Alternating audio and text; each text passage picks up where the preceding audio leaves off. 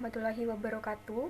Nama saya Eka Farhadina, nomor induk mahasiswa 2021100009, kelas 2A PBSI. Di sini saya akan membuat video untuk memenuhi tugas UAS mata kuliah membaca, yaitu membuat video sebagai pembawa acara berita di TV.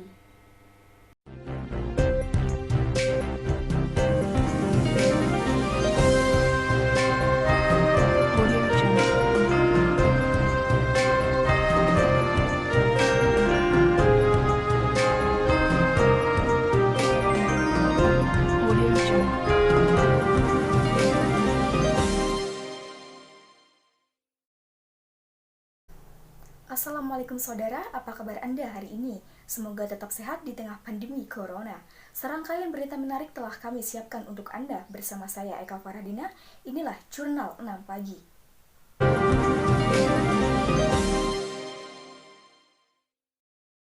Berita pertama, peningkatan kasus COVID-19 di Indonesia terus terjadi.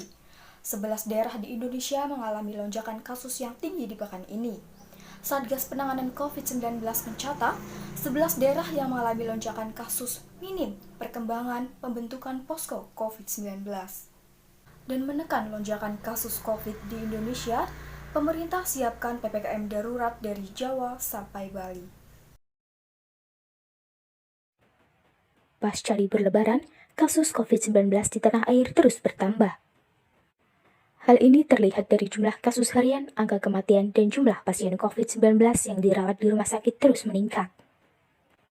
Berdasarkan data Satgas Penanganan COVID-19, kasus COVID-19 di Indonesia per 15 Juni 2021 bertambah 8.161 kasus. Dengan penambahan ini membuat total kasus di Indonesia mencapai 1.927.708 kasus. Satgas Penanganan COVID-19 mencatat ada 11 daerah di Indonesia yang mengalami lonjakan kasus yang tinggi di pekan ini. Ke-11 daerah ini mengalami lonjakan karena memiliki perkembangan pembentukan posko yang rendah, yakni di bawah 50%. 11 dari 15 kabupaten kota ini memiliki perkembangan pembentukan posko yang masih rendah, di bawah 50% posko terbentuk. Sedangkan 4 diantaranya menunjukkan pembentukan posko yang sudah cukup banyak, yaitu antara 60-80% posko terbentuk. Ke-11 daerah dengan persentase pembentukan posko yang masih rendah dan dengan kenaikan kasus yang tinggi diantaranya Jakarta Barat, Jakarta Timur, Jakarta Selatan, Kota Depok, Jakarta Utara, Jakarta Pusat, Kota Bekasi, Demak di Jawa Tengah, Bangkalan di Jawa Timur, Kota Semarang Jawa Tengah, dan Bandung Barat. Selain itu, Satgas Penanganan COVID-19 juga mencatat ada 4 kabupaten kota dengan pembentukan posko lebih dari 50%, tetapi mengalami kenaikan di pekan ini. Keempat daerah ini yaitu di Jepara, Jawa Tengah, Sleman, Kota Bandung, dan Grobogan. Posko merupakan wadah koordinasi antara seluruh perangkat desa dan kelurahan yang penting dalam melaksanakan PPKM Mikro dan meningkatkan kualitas penanganan COVID-19. Oleh karena itu, seluruh daerah yang memiliki lonjakan kasus diminta untuk membentuk posko dan menjalankan fungsi posko agar pelaksanaan PPKM berjalan dengan baik. Melonjaknya kasus COVID-19 di Indonesia membuat banyak sekali warga yang harus antri untuk mendapatkan perawatan di rumah sakit. Tak sedikit warga yang harus duduk di lantai menunggu pemeriksaan. Bahkan, ada warga yang juga harus kehilangan anggota keluarganya akibat COVID-19. Kemarin, total sebanyak 2.156.465 orang positif COVID-19 di Indonesia. Sebanyak 58.024 orang meninggal dunia. Tak hanya banyaknya warga yang meninggal dunia akibat COVID-19, tingkat keterisian sejumlah rumah sakit di sejumlah provinsi juga hampir maksimal. Bahkan tak sedikit rumah sakit yang mengubah instalasi gawat darurat menjadi kamar isolasi pasien COVID-19.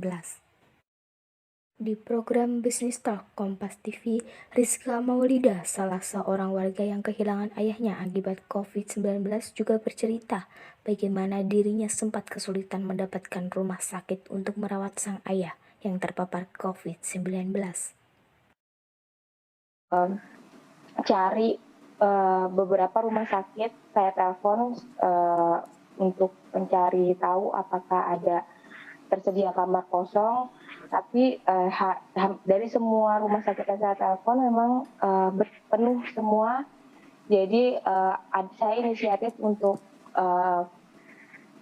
datangin langsung dari pihak puskesmas, menyarankan untuk pertama kali datang dulu ke rumah sakit Pasar Rebo, karena ada kabar kalau di rumah sakit Pasar Rebo lagi ada penambahan tempat tidur di IGD, jadi saya disarankan untuk ke IGD Pasar Rebo dulu. Setelah itu saya langsung datang ke Pasar Rebo, langsung ditangani. Alhamdulillah sebenarnya sangat padat, antrian masuk IGD-nya pun sangat-sangat banyak, dan itu berlangsung sampai tengah malam. Jadi saya sangat menyaksikan kalau memang fenomena ini ya sudah sangat-sangat parah. Tingginya angka kasus COVID-19 di Indonesia, pemerintah dikabarkan akan segera menerapkan pemberlakuan kegiatan masyarakat atau PPKM darurat. Dikutip dari Kompas.com, Presiden Joko Widodo menunjuk Menteri Koordinator Bidang Kemaritiman dan Investasi Luhut Binsar Panjaitan sebagai koordinator PPKM darurat yang akan diterapkan di Jawa dan Bali. Hal ini dikonfirmasi oleh juru bicara Menko Marves, Jody Mahardi. Betul, Menko Maritim dan Investasi telah ditunjuk oleh Bapak Presiden Jokowi sebagai koordinator PPKM darurat untuk Pulau Jawa dan Bali, kata Jody melalui keterangan tertulis yang diterima oleh Kompas.com Selasa 29 Juni 2021. Menurut rencana, PPKM darurat akan diterapkan 2 hingga 20 Juli 2021. Sejumlah aturan PPKM Mikro akan direvisi. Salah satunya terkait waktu operasional pusat perbelanjaan atau mal. Mal semula beroperasi hingga pukul 20 akan dibatasi hingga pukul 17 waktu Indonesia Barat. Restoran hanya dibolehkan buka dengan sistem take away atau dibungkus.